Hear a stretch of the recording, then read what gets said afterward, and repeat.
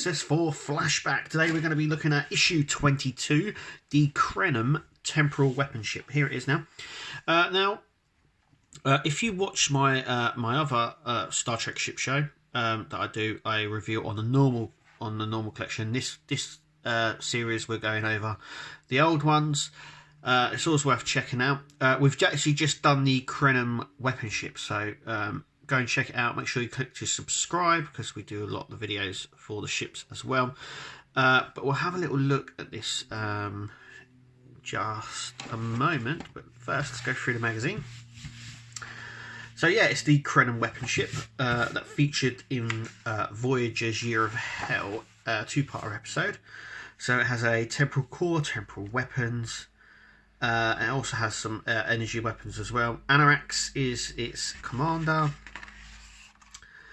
So yeah, we've got some really nice images of the CG version of it as well, because I don't believe they ever made a physical model.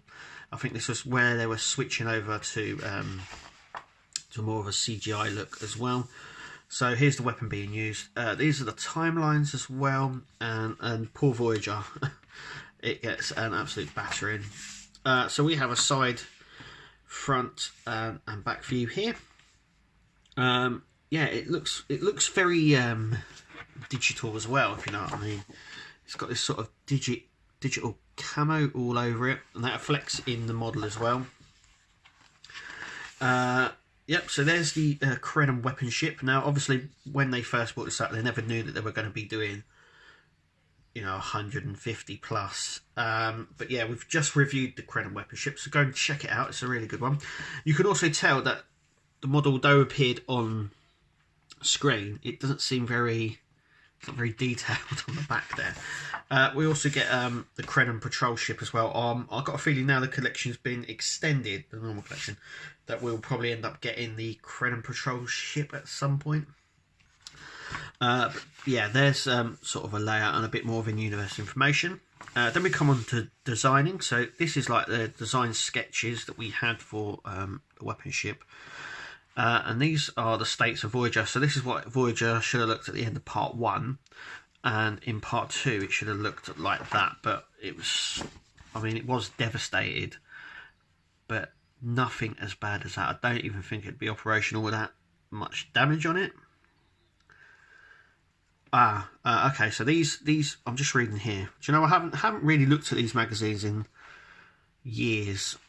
And going back over these, you kind of get stuff. So when the ships that help Voyager take down the weapon ship at the end, they collide into Voyager. These are supposed to be the damages that it causes when these ships collide.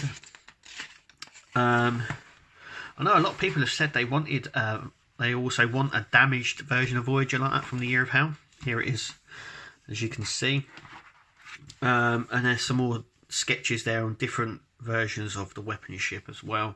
So it looks like they've got the main beam here and the ball part. It was just the back section that seemed to change with more aggressive looks and stuff like that. So that's all right. There we have it as well. Now on here it has a sort of a reflector, which we don't have on the model.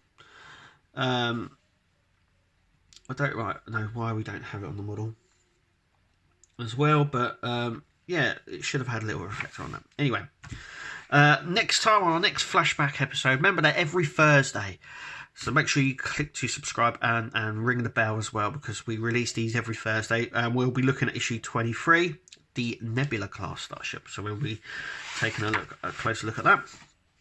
There's the weapon ship there.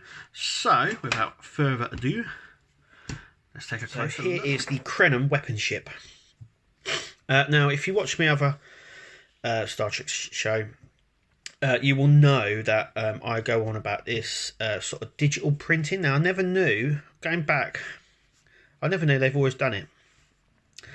But yeah, it sort of sits into this ball joint. I say it's a ball joint, it is a ball joint.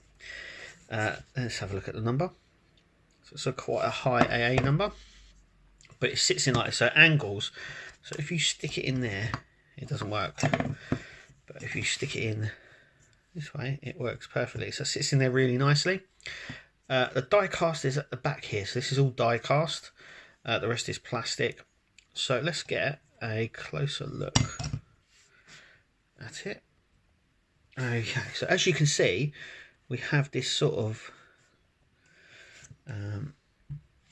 digital printing on it, which you can definitely see here.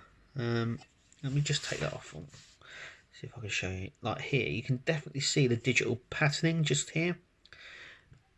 Like it's been sort of digital put on. I tried explaining it on other videos that I've done. I've only noticed it very recently on a lot of them, but obviously I've been doing it since. I thought it was something new that they were doing. You can see it here as well. So it's almost like a digital sticker, if you know what I mean. It's weird to explain. They're definitely not painted. But anyway, let's take a look. So we have so this is the back section. We get some nice blue there from the engines there. We have these here. I'm not too sure. These are all weapons little pods up here, because in the episode we see them firing. Then we look down the center here. In here there should be a little crystal prism thing here, but obviously Igor's never did that. Then we get this really nice see-through blue plastic down the side that really brings it out when it's on its stand and it's displayed nicely. Yeah, it's not it's an unusual shape. It's an unusual ship. It's really nice as well, actually.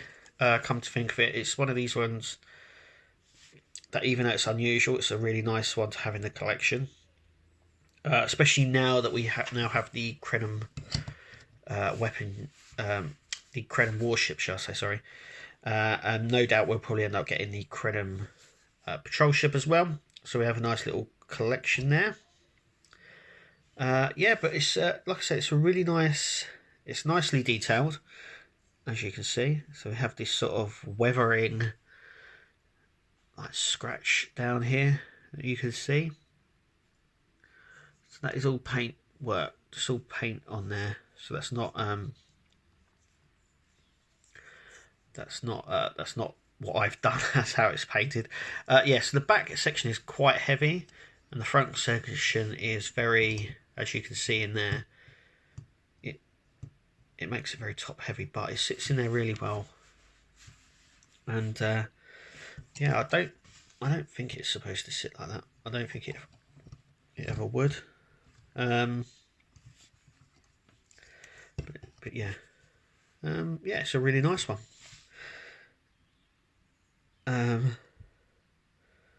Just tell me what you think. There's some really nice detailing here. If I can, there we go. As you can see, some really nice detail on it. But yeah, it's a very interesting one. It looks really nice. But that's it. That's the Krenim Temporal weapon ship. Tell me what you think.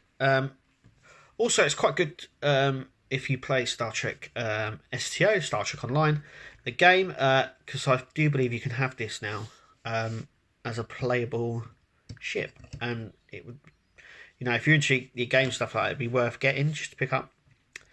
But yeah, if you like Voyager, it's just an interesting design. Anyway, thank you for listening and watching, and we'll see you in the next flashback.